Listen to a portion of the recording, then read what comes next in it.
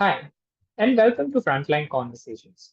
I'm Abhinav Chakraborty, and today I have Bharat Sundaresan with me. Bharat is a journalist, cricket writer, and commentator based in Adelaide, Australia. Currently, he's the Australian correspondent for the cricket website CricBuzz, and he also does commentary for the Melbourne based sports radio station SEN. Before that, he's worked for over a decade at the Indian Express, where he wrote, among many other things, a wonderful profile of the former West Indies fast bowler Patrick Patterson, which I implore you all to read. He's also the author of two previous books, The Dhoni Touch, which is considered the most in depth biography on Indian cricket legend MS Dhoni, and Believe, which he co wrote with former Indian cricketer Suresh Raina. Bharat now has a new book out, and it's called The Miracle Makers, Indian cricket's greatest epic. It is a riveting account of the Indian men's cricket team's famous Test series victory in Australia during the 2020-21 tour, when India came back from being down and out to win the Border Gavaskar Trophy 2-1. The book is published by Penguin eBury Press and is available in a bookstore near you. I welcome you once again, Bharat. Thank you so much, Uh, Abhinav. Thank you for having me on. so the first question, just to start with, how did the idea of the book come about? Tell us a bit about the writing process. Look, the idea of the book came about quite organically. As one of just two Indian origin journalists to be covering that series from Australia, and we were just fortunate. This is the COVID series, right? This is when it was peak COVID all around the world, and especially in Australia with a lot of border closures. A lot of Australians themselves were stuck overseas, not able to come back home. And at that time, we just happened to be living in Australia. Gaurav's been living in Australia for, since the time he was 8 or 9, and I moved there like 5 years ago. So at that point, it was like 2 years into me living in Australia. So it just so happened that we were the only ones there. And I obviously did spend the first half of my journalism career covering Indian cricket, and also which also meant that a lot of guys playing in that test squad, especially the test squad, were my peers in that sense, right? We all came into the industry together. I mean, them playing, me writing back in the 2007-8 period from your Virat Kohli and your Ashwin and Rohit and Pujara and Rahane and all of them. So it kind of just grew from there. And because it started uh, after 36 All Out in Adelaide, became such an enthralling series, and you realize that you're witnessing something which is so unique and so singular that it was pretty obvious that it's never going to happen again. So that's when the whole idea of the book germinated in my head, and it was almost too obvious. And then I also started getting a lot of requests, demands, threats from India about from people I knew or people I didn't know, saying you better write a book about this series, right? It needs that tour diary feel to it. It is a very unique tour, like I said, an incredible series where India come back and win. We all know what happened in the series itself, but there was so much happening behind the scenes. And my relationship with Ravi Shastri and Bharat Arun, who were the head coaches, and a lot of the players kind of also played into it because I knew a lot of what was happening behind the scenes as a result. And so it just became a thing. But I think it was the death threat to me from a very noted Mumbai theater personality. I mean, I'm sure it wasn't jest. I hope so. He said that you better write this book or I'll send my people after you. I think that's what Right. pushed me over the line. And I always had a working relationship with Penguin. I'd written the two books that he just mentioned. Mhm. So it was just very natural then. So I just told Penguin, look, well, I have no choice. I have to write this for the sake of my life, in a way.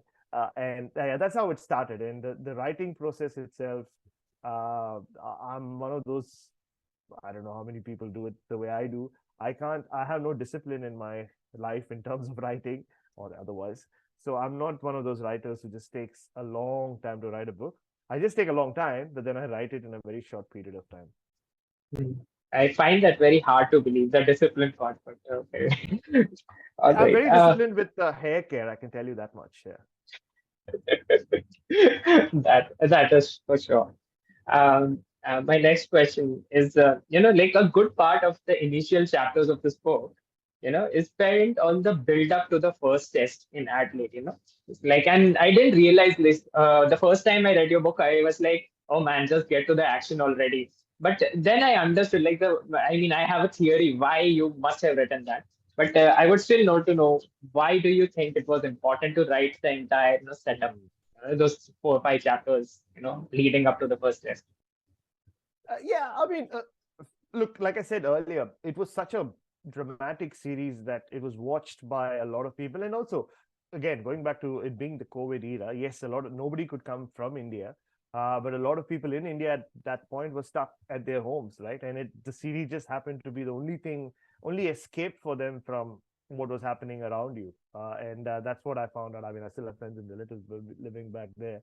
And it was the same in Australia as well. There were a lot of restrictions on movement. So even though cricket's not the biggest sport in Australia, that summer it just went through the roof. A, because India was there, but also B, because of how the up and down nature of that series. Adelaide to Melbourne, Mm. how India fight back, and the dramatic draw in Sydney, and then obviously Gabba. So that obviously was something that people had consumed in different forms, right? Like while the series was on, and even right after the series, there was another book written by someone else, I think, right after it. Who they weren't in Australia, but obviously they were covering it from India. There were documentaries made, one of which I was a part of. But obviously they didn't have the understanding or the or for that matter, the access to what was happening behind the scenes because they were not here physically, or not here in the sense, not in Australia. Uh, so I just wanted to put the series into context, saying that look, yes, it wasn't just one of those crazy series. It wasn't like the 2005 Ashes, which was just great cricket, and that series also had comebacks and amazing moments and great players putting their hand up. But this was different. This was uh, happening at a time when normal life was impacted to such an extent all around the world, and in Australia. Like I said earlier, so many Australians were stuck overseas. They couldn't come back home. And this time, for the Australian government to even open their borders slightly for an Indian team to come was also happened because Cricket Australia was in strife. There was a lot of things happening behind the scenes with them at an administrative level. So they were desperately in need of India coming and playing that series. And there were so many uh, people and players behind the scenes that went into the making of the series. Forget what happened after that. That's the fact that on November 12th, when India landed in Sydney, it wouldn't have happened if a lot of people hadn't really fought hard for it to happen in Australia, and to an Mm. extent from the BCCI as well. I mean, if they didn't agree, the Indian team would have never come. So I just wanted to put that into perspective and kind of add to the uniqueness of what transpired eventually over those 4 Test matches, and even in that one-day series before that. That's why I brought up the one-day series and the T20 series as well. Yeah, you're talking about the one day series and the T20 series, which was what my next question was going to be.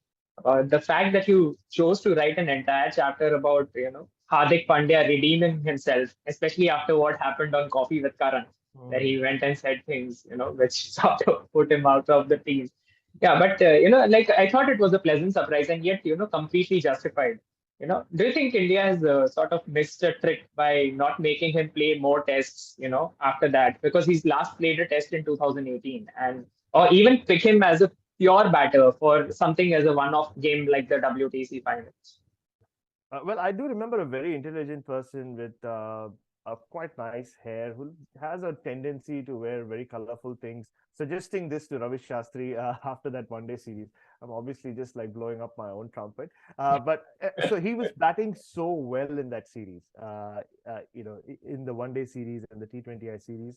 But like you said, the reason I dedicated a chapter to him, it was because I knew people wouldn't expect a Hardik Pandya chapter in the book. So, I like surprises. I'm a wrestling guy. You have to put in something which is unexpected, right?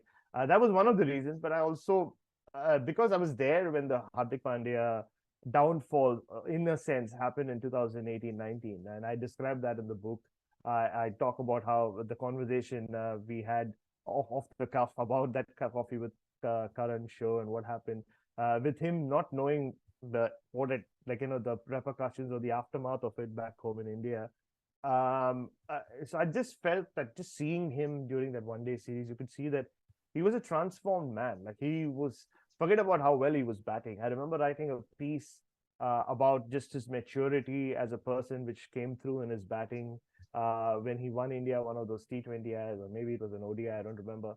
And it just convinced me that that had to be done. And also, I put that in because I wanted to show that India did make a comeback in the Test series, but it had happened before in the one day series as well. And it was a tightly contested one day series, even though everybody was already focusing on the Test.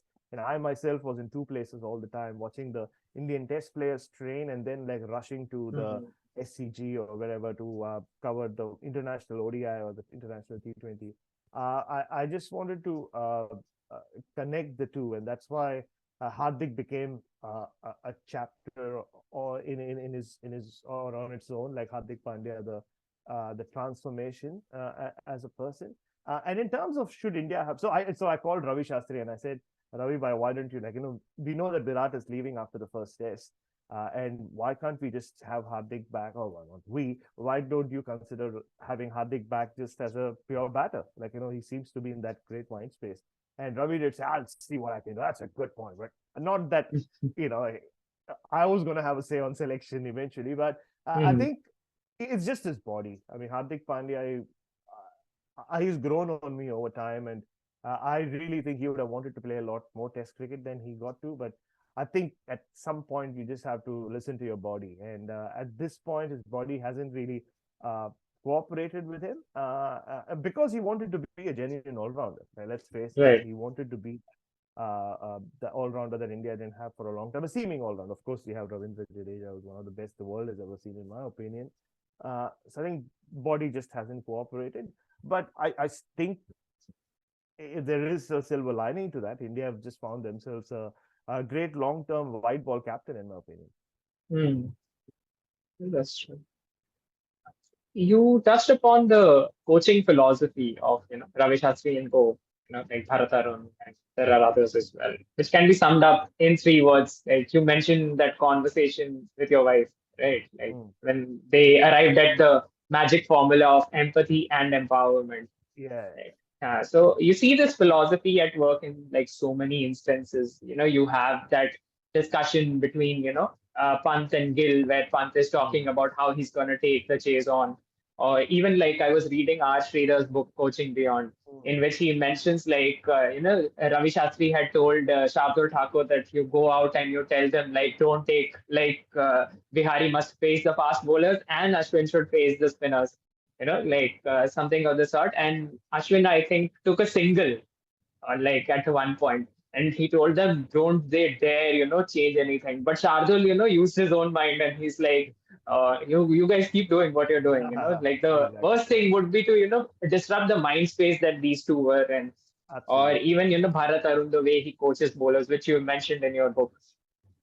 You also have the tactical side of things where they use the leg side theory to great effect. Mm. I went back and watched the highlights of the entire series, and then I realized that, oh, this is how it was at work. So, like considering the people who've coached Team India, and there have been quite a lot of Mm. illustrious people over the past 2 decades, where would you rate, Ravi Shastri, Bharat Arun, this coaching setup? Mm. I mean, in terms of success, no other coach in the world can say that they've gone to Australia twice and won two series back to back, right? So Mm. that is a feather or two feathers in Ravi Shastri's cap that nobody can take away. And I think it'll take a while for any other foreign coach, why just an Indian coach, to Mm. replicate that. I mean, we'll see if it ever happens. Right. So I think in terms of that, you would say probably one of the most influential coaching duos Indian cricket has ever had. I'm not going to stick my neck out and say the best ever, because at the end of the day, cricket is such a player-centric sport, right? Unlike a lot of Right. other sports, whether it's soccer or most other sports, you see the coaches and the managers have such a big say that they can kind of have an actual impact on what happens in the game. But with cricket, it's always going to be a player-centric sport. So you remember players more, it's easier to rate players and their contributions to their respective countries' cricketing history than coaches. I think it's changing over time, of course, with especially with T20 cricket and where There's so much more strategizing happening ball to ball. And the more you see T20 cricket, you start appreciating what coaches do, not just in T20 cricket, but also in other formats, and like in Test cricket, and which is where I think someone like a Ravi Shastri really stood out. It wasn't just him working on someone's technique, which he did. Prithvi Shaw gets out twice in Adelaide, doesn't play a Test match after that. But I was there watching Ravi Shastri spend hours with Prithvi Shaw, like one-on-one sessions, maybe a little bit of Vikram Rathore as the batting coach, just trying to iron his flaws out so that he's ready for the next series, or for the to play under the next coaching tenure, which is what you need to do as a leader. And Ravi Shastri has been a leader all his life, right? You speak to people who played under him in the Mumbai Ranji team, and they say he has that ability to bring the best out of people. He is an inspirational character, and I've been fortunate enough to spend a lot of time with him, and you get that vibe from him.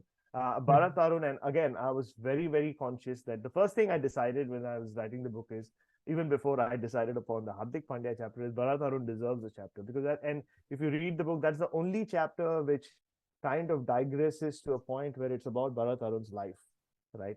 With a lot of others, I made sure that, or we made sure that a lot of backstories were highlighted with Rahane or with Ashwin or everyone involved, actually, even Ravi Shastri for that matter.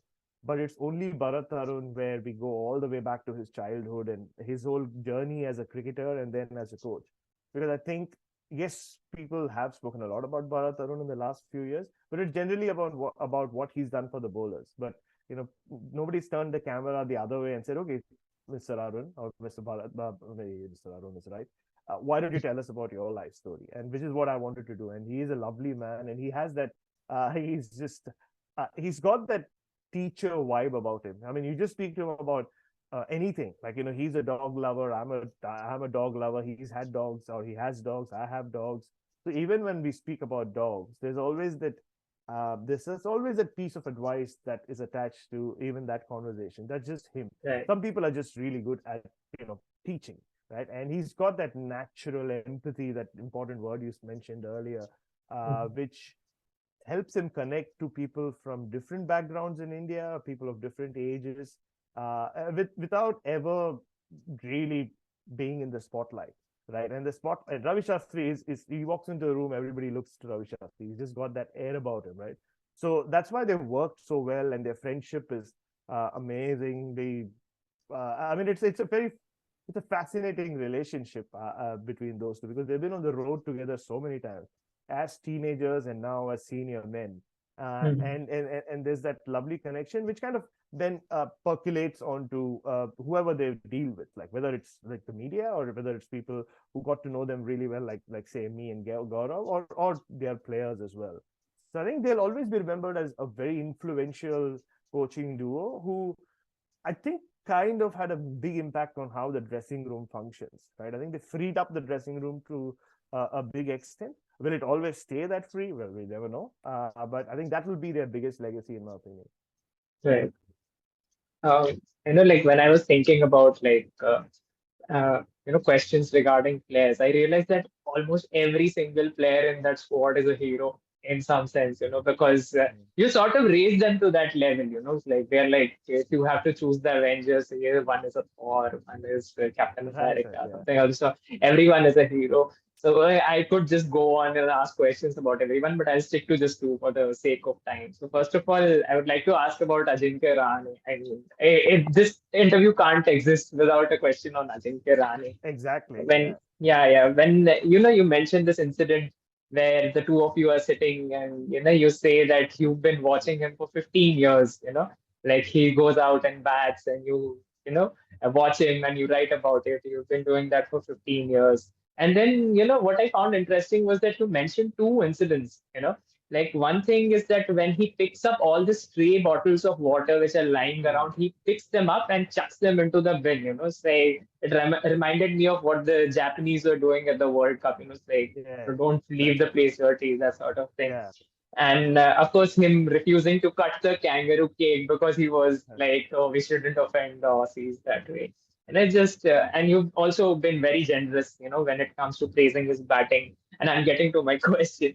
Yeah. Yeah. Like, uh, you've even said that he doesn't get spoken about much as his captaincy.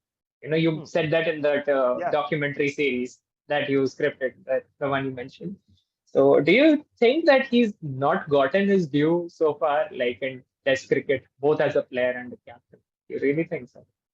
Uh, yes and no. I think gotten is due or getting your due is very subjective, right? I mean, on one hand, you can say that you know peop Indian, like this great run that India have had as a test team in the last 10 years doesn't happen without Rahane. Right? It doesn't happen without Virat Kohli. It doesn't happen without Pujara. It doesn't happen without maybe even Rohit towards the latter half. It doesn't happen within Ashwin and Jadeja, of course, and many others. But Rahane is a key figure in that, right? He's been that after the whole Tendulkar, Dravid, Lakshman, Ganguly era. And this is not to like compare, not to say that Pujara is Dravid and Kohli is Tendulkar, nothing like that. But the next era of big names and batting wise for India in Test cricket will always be Pujara, Rahane, Kohli, right? And many others around them, right? There'll be Rohit, there'll Right. be Murli Vijay, there'll be KL Rahul, maybe, I don't know, but like lots of these other guys. But those three will be I mean, sort of the big three of batting, right, for India True. in that era. So I think he's got his due in that sense. But I think it's a personality thing as well. That's why, and Gaurav has known Ajinkya Rahane for a long time. I've covered more of Ajinkya Rahane. Like I said, 2008 is when I came into the industry. It's around the time he made his debut. And it was a pretty poignant moment. Like I was just sitting there at the Drummoyne Oval, and he was sitting right next to me, padded up to go out to bat. And then it just clicked. I said, like, wow, I've been here before. We've been here many, many times before. And he's like, hi, yaar, bahut time ho gaya. And I bumped into him at the Oval a couple of days back here after India's training. And it was the same. Like, it was almost like, I wouldn't say old friends meeting each other. I wouldn't consider myself to be his friend, but it's just, yeah, I mean, just people who've known each other for so long, who've been part of the same industry for so long, just, kind of, it was kind of, it's always kind of not emotional, but it's nice meeting people who you've been around for so long. It's the same with Virat or it's the same with Rohit. And I've always had that connection with Rahane. And I think the going back to getting his due, some people who don't have that outgoing personality or just have that air about them. See, Indian cricket has always had those larger than life characters, right? Even in the current scenario, you look at a Rohit, look at a Virat, you look at Ashwin, Jadeja in their own ways. They're not all the same, but they have larger than life personalities because Ajinkya has, and even Pujara for that matter does. Like, he's spoken of as this really quiet, reserved guy. But when a Pujara walks into a room, like a Ravi Shastri, you notice, like, there's something about him. There's the poise about him. With Ajinkya Rahane, because he's got that boy next door kind of vibe to him, he doesn't, feels like he's not got his due. Whereas if you think about it, I think he has got his due in a very matter of fact sense. So I think that'll always divide opinions. So it's great that he's back. I also feared that his time had come and gone when he was dropped the last time or last year. It's great to have him back in the mix so that he gets a proper send off. Like, if it's this year or in 3 years' time, he's still not that old. But that's why we also focused a lot on his personality in the book, the cake incident and a lot of other things that happened during the series as well. I'll come to my last two questions. So I mentioned two heroes that I was going to ask you about. The second hero that I want to talk to you about is, of course, Mohammed Siraj. When you think about the tour that he had, that he lost his father, but he decided to Mm. stay on and then put in breakthrough performances on the pitch whenever he was coming on to bowl. Then he stood up to racism, which is, you've talked about that, like you facing racism, casual racism or actively. And then, of course, he led the pack at the Kaaba, where he was like just 3 tests old, and he was leading the pack. So I have a two-part question. So, like, what according to you makes Siraj tick? Like, of who he is, and what was your favorite Siraj moment of the tour? Firstly, I think what makes him tick is he's got this earthy feel to him, right? It feels like you can relate with Mohammad Siraj, whatever he does, like especially as an Indian, like, who grew up in India or a different part of India, but he's got that earthiness to him. He's very grounded as a result, and there's also this innocence in the way he speaks. Whether it's in press conferences or you see it in that documentary or wherever you Documentaries. like, So, yeah. there's still that, and even his, he does try to antagonize a lot of batters. I saw him do that during the IPL as well, where he tries to stare at them. There's still some innocence attached to it. Like there's no spite at all.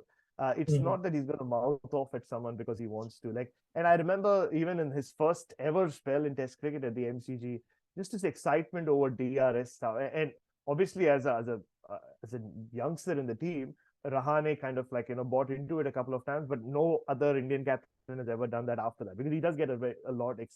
He does get very very excited. I think that's what has always stood out for me about Mohammed Siraj. He's a real person, right?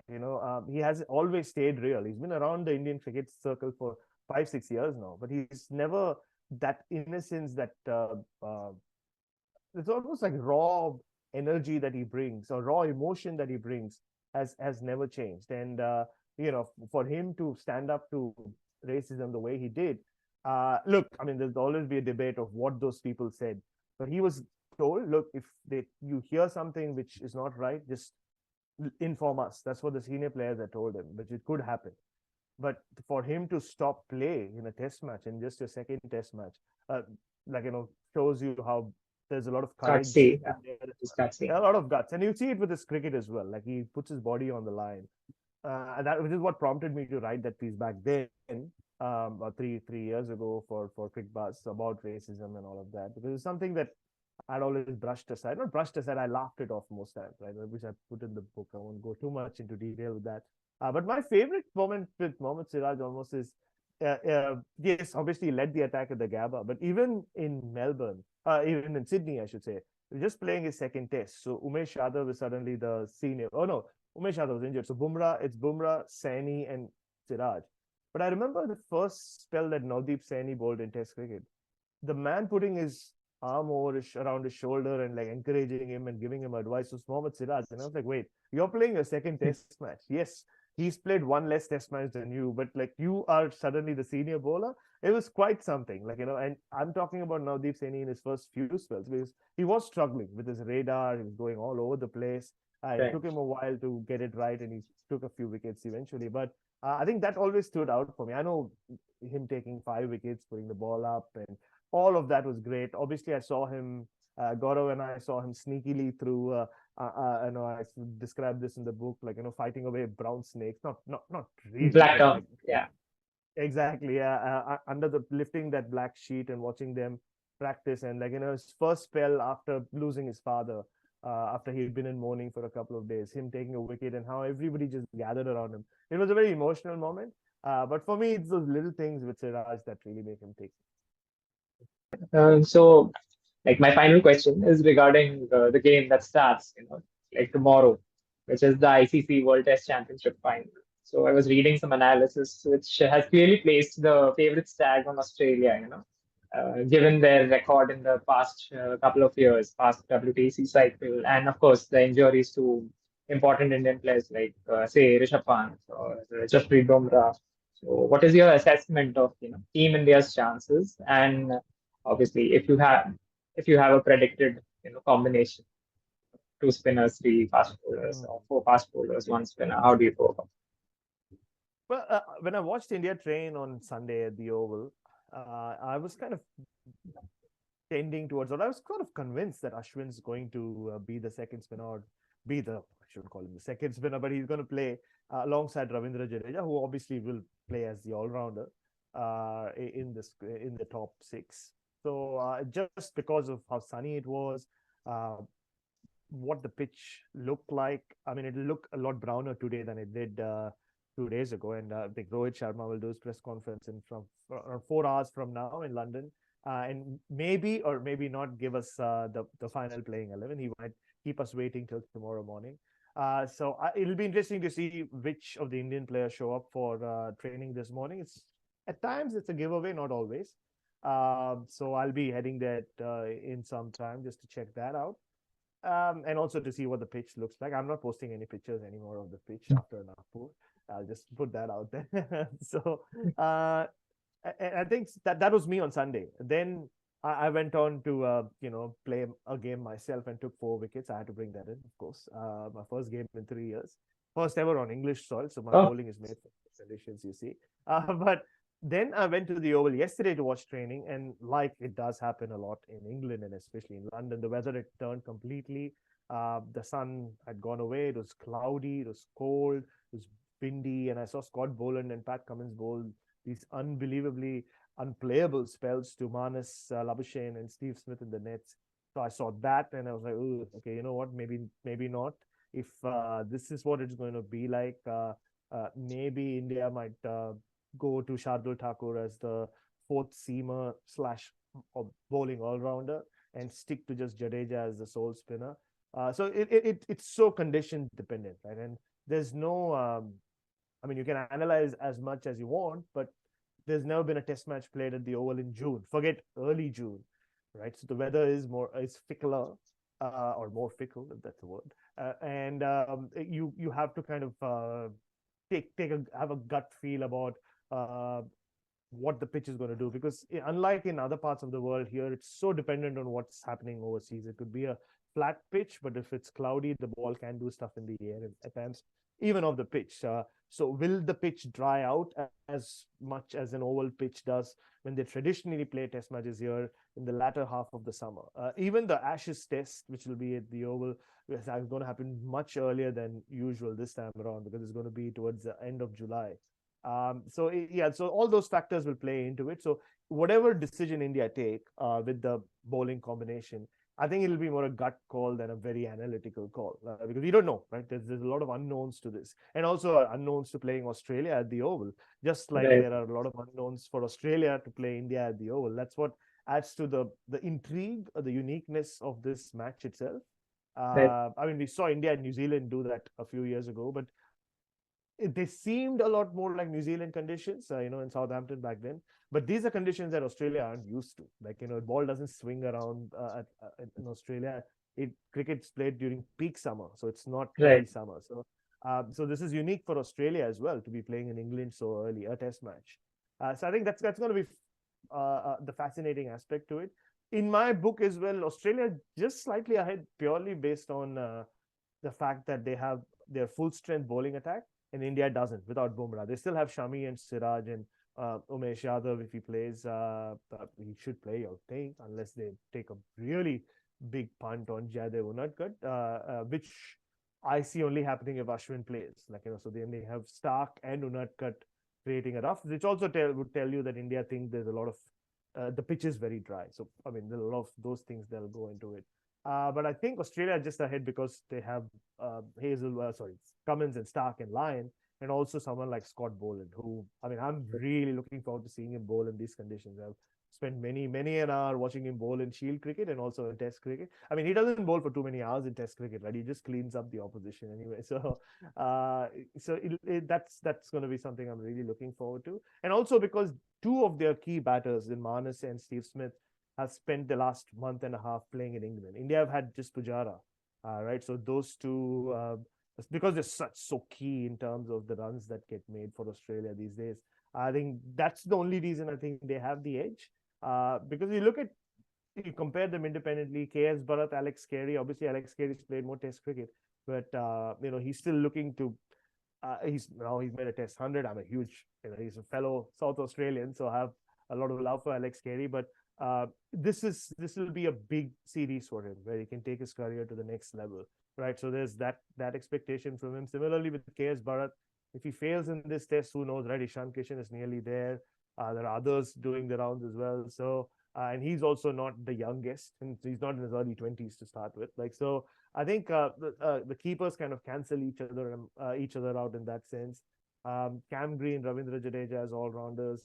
I think Ravindra Jadeja obviously ahead of Cam Green, but we've seen what Cam Green has done in the last 6 to 7 months, and every time you see him, he's a better cricketer. So I think on that, at many levels, they are on par, but it's just the bowling which gives Australia the edge. Okay. All right. So, and that was my final question. So, thank you so much for talking to Frontline. I'm going to plug your book just once more because I Yes, liked please. it Yeah. so much, and I really enjoyed, reliving this epic tour. And like every time I watch highlights, I read this book, like I got goosebumps because I watched the games live, but it's so great, reliving Gava all over again. So thank you so much for this wonderful experience, and I wish you and Team India the very best. Thank you so much. Independently, right? Like, I and Independently. Team India aren't the same. I know I'm Bharat, but like still, yeah. Yeah. No, thank you so Yes, much. Thank you so much for that. And yeah. thank you so much for all the Great kind talking words. to you. Thanks a Thank lot. you.